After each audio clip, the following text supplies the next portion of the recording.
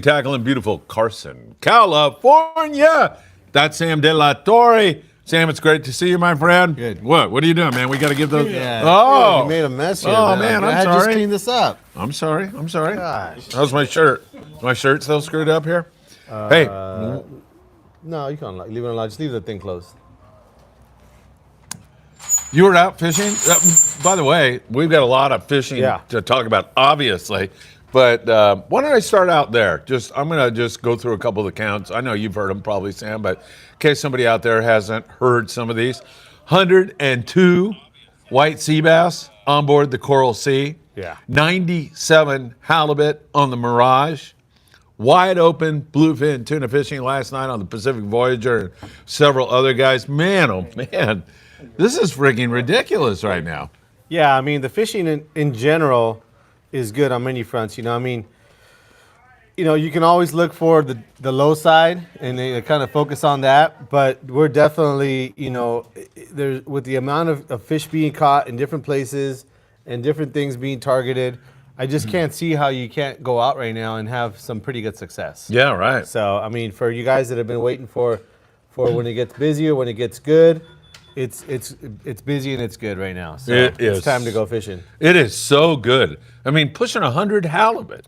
That's nuts. I mean, I know we've had a couple days this year where we've had that, and so I'm fearful that now 100 halibut is going to be like the benchmark, I know. I get worried about that. All they got was 40. Yeah. Right. I'll wait till it gets a little bit better. Yeah, I know. It's like, oh my gosh, so. We certainly have done that with the bluefin tuna. Well, for sure. Where people are like, oh, they're 60 pounders? Well, not only that, give me a break. You catch 10, and it's like, all right, guys, let's go. It's like, there's a chance that you can catch one. Yeah. But now it has to be limits, and they have to be over 100 pounds for people to want to go. So, that's kind of the downside of it in a lot of ways. The local boats are getting out on the weekends for sure, but I know some of them are either running light during the week or they're not getting out. And so I know. we're on What's the other, with that? Yeah, we're on the other side. I'm sure there's other factors involved with, economy and things stuff. like that. Yeah. So can't really rule that part of it out.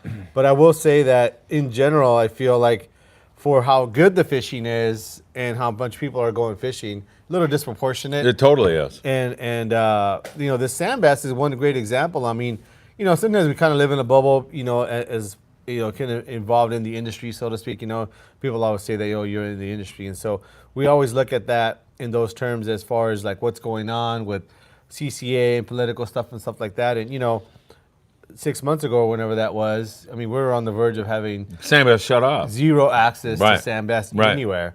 And so right now, for those boats, that's all they can really, catch as a game fish, right? Yeah.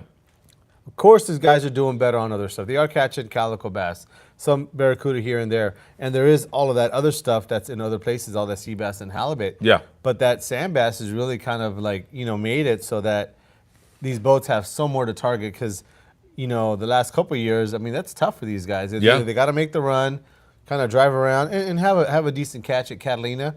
But for the half-day boats, really not much else to target except for sculpin. And granted, that sculpin has saved them in a lot of ways. I think the limit now, size limit is like 0 or something like that. Yeah. And I think the possession limit, well, they might as well be unlimited. I mean, it's kind of like, just take all you want. Yeah, right. But they almost treat them like blue perch or something like that, But they taste real good. But yeah, you can keep 5, I guess. And so it's just one of those things where it's like, the sand bass was really kind of, or some kind of bass, something that'll eat a plastic, something that comes up in the water column. You can get them on live bait, with a small egg sinker, and all those things that we kind of sometimes take for granted that kind of show us how to be good fishermen, fishing on live bait especially, and a small live bait even more.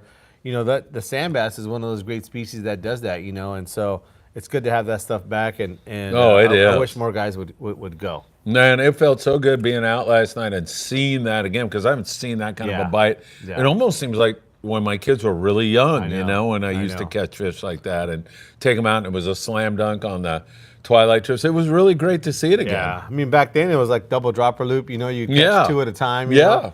Every single drop was like, man, it was like hard to wind up. Those things like 2 5-pounders, you're like hardly can get them back up. It was like, it was a different time for sure. And we used to keep, 10 or sometimes more than 10, back then, Yeah, exactly. But you could have kept 10 last night for sure. I mean, easy. If that was the limit, you would have caught 10 very easily.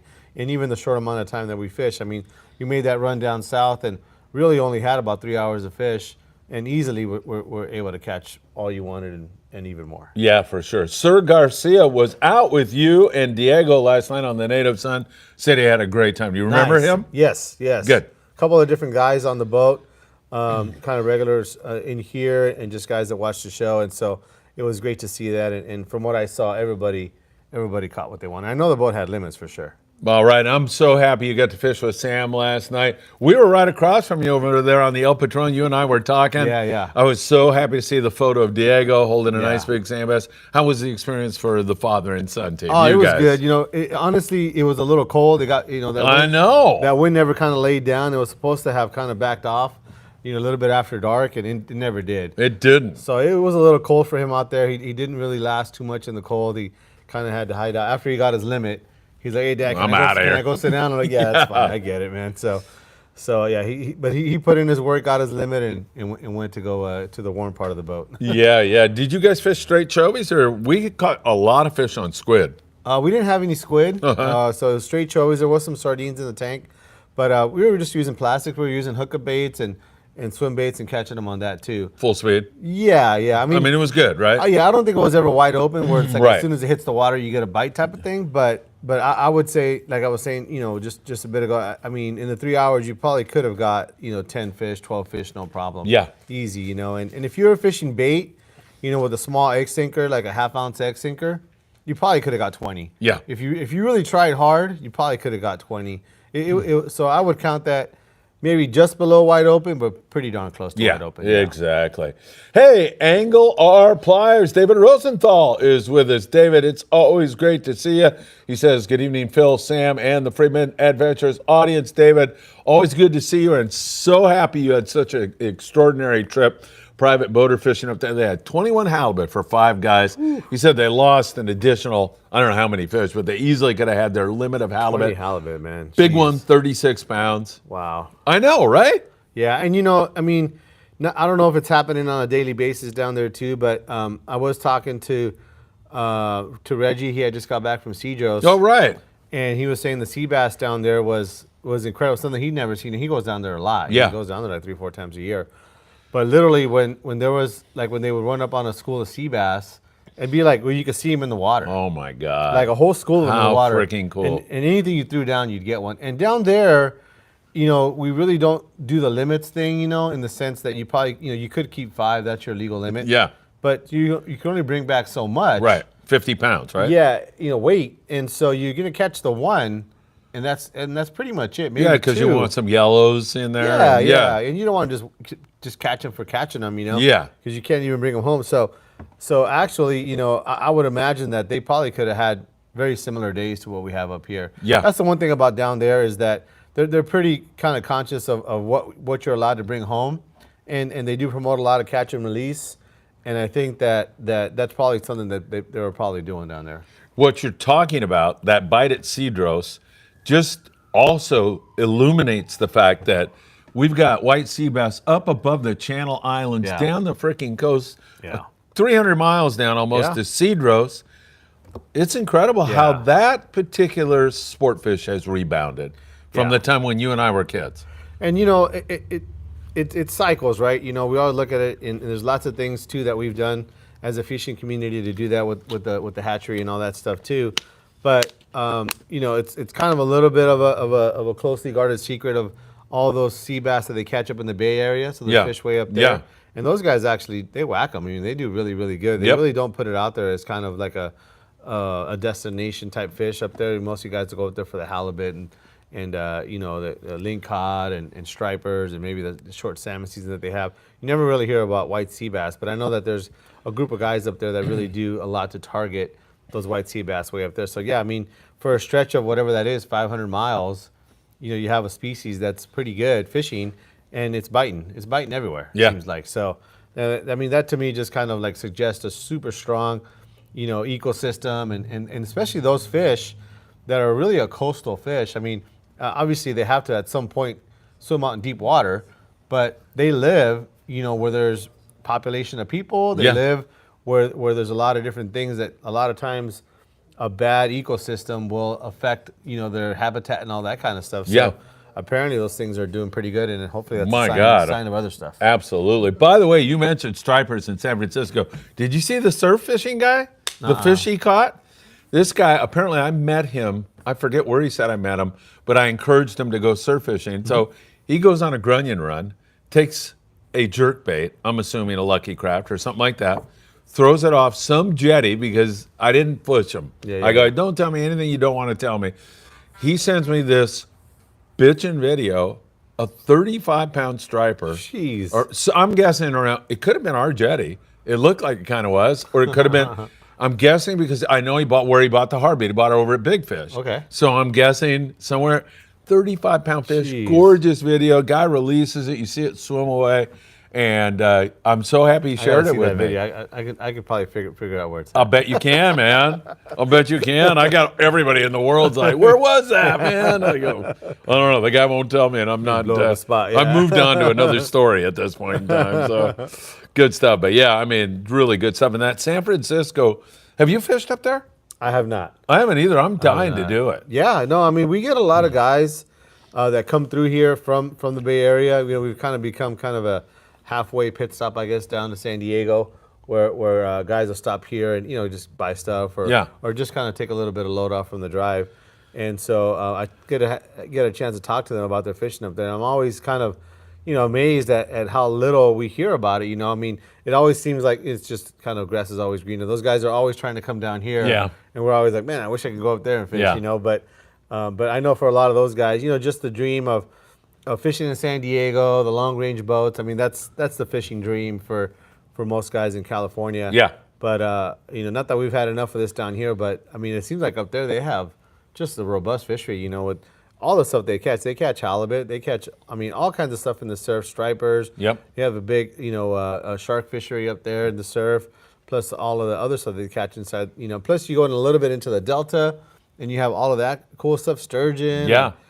So much cool stuff up there. It just seems like that they got it way better up there than down here. But yeah, it seems like it. It's pretty good. There's a guy named Phil Havlicek, and I don't know what his operation is called, but I fished with him on the Independence on an 8-day trip. And right when I was walking in here, he's up there in San Francisco. Huge halibut that they caught today. And man, I definitely want to get up there and do that. We should plan a trip one of these times. Yeah. For sure. Mike Krinkovich is watching us, the cranker. He wants us to behave because he's watching us. He never behaves. Good. We'll see if tonight Mike degenerates into some inane questions as normal. Jose Guevara. Jose, thanks for being here, my friend. Hey, Sam, I'm going on a 2-day next week. Good timing, man. I'm telling you, they're out of that full moon funk right now out of San Diego. And I have a dilemma for my 25-pound and 30-pound setup. Should I use my Lexus, or would I be better off using Star Drags? I would recommend the Star Drag. I mean, that Lexa, has proven itself to be a good performer and has caught a lot of nice fish, 30 to 40, 50-pound fish, and even fish bigger than that. But most cases, your Star Drag reel just has bigger parts inside. Bigger gears, bigger drags, everything's bigger in there. And so if you happen to hook something bigger than that, you're talking 70, 80, 100-pound fish, your Star Drag's probably going to perform a little bit better. So if you have the option of the two, I would prefer that. The Lexa, the level wind reel, although it is going to help you cast, if you're fishing offshore, you don't really need to cast. It isn't as big a concern as it would be like if you're on anchor at the island. Yeah. And so to me, I feel like that Star Drag is probably going to serve you a little bit better. We're going to have to talk about what happened to our dear Mackie here before the show is over. At some point in time, he was attacked. Is it the cat next door? Oh, it might have been. Where's Dan Lightfoot when you need him? Mackie, you should have called Dan Lightfoot to handle that cat. Care of that. He runs over there with a gaff. Scared those poor women. He missed the Twilight trip. He said the cats were biting way better at home, yeah. Mackie got bit. Did you get bit or scratched? You got bit by your own cat or another cat? Oh, by his own cat, and severe reaction. Yeah, I don't know why I'm laughing about it. But some people are allergic to peanuts, other people are allergic to cat bites. Some people are allergic to Scott Buchert. Yes. That's me. All right, Mike Krinkovich says, way to go, David. Angle R pliers, 21 rugs. Jeez. Nice score. That is a heck of a score. I looked at that, man. It was amazing. That's crazy. Oh, shoot. I forgot to mention they had 102 white sea bass on board this, the Sea Angler. They had a bluefin tuna in there, too. How cool is that? It's going to get to that time of year, right, where, all right, we're going to go catch a limited halibut, limited sea bass, and maybe a couple bluefin. I mean, in the mix, you know. Sam Eldorado was backing in when we were getting on board the El Patron yesterday. 33 big bluefin, 7 yellowtail, a white sea bass, lingcod rockfish. Gosh. God almighty, it is just... Big bluefin too, right? Yeah, it's really good. Yeah, a lot of, say 60 to over 100-pound fish, so really good. Chivo Robledo. Chivo, good to have you back here with us, my friend. Mondays are the best. Danny and Phil at 4, and now Sam and Phil makes Mondays a little easier. Chivo, can't thank you enough for your really great support. Appreciate it. Daniel's watching us. Daniel, great to have you with us, a.k.a. Sarge, over there at Redondo Sportfishing. The cranker he's going full speed here tonight. Here we go. Man, here we go. Yeah. Yes, I was told that some stripers with the top secret intel were catching them in local secret areas in our local beach areas. Yeah, he is going downhill fast. Yeah. Okay, yes, we got it, Mike. Local beaches in local areas in local fishing was locally very good. Yeah, it's one of those like Russian secret language, you have to decode it or something. Yeah, really. Yeah. Yeah. Oh, hey, man, stoked for... Are we frozen? Yeah, we're having a power outage for sure. We're back on. Is it going now? Yeah, it's shy, but... Hang on, everybody, in case like it wants to hang we're having a little bit of a technical difficulty here. But I'm watching it and you're fuzzy, but we'll see. I think we're good. We're going to try to bear through this, everybody. Wouldn't it be a shame if we had to go start eating chicken wings like right now? It'd be good for them, though. They can get it on time. I know those poor people over there. Right? We come in, we'll take 450 chicken wings. They're like, I'm going to kill you guys. Every time we show up, they're like, oh, man, it's Monday again. I forgot. These guys over here. Oh, my God, it's too much. Stoked for Life Foundation. Hello, Phil. Report is fishing is coming alive in Los Barriles. Tuning good numbers today. A few nice Dorado, plenty of Pargo, and a few snappers. Conditions are cleaning up. Very nice. How we doing out there, boys? We okay? We're a little choppy, but I think we're getting there. You fish down there, huh? Yeah. Yeah. Palmas? Yeah. Yes, I've had some great trips. Awesome.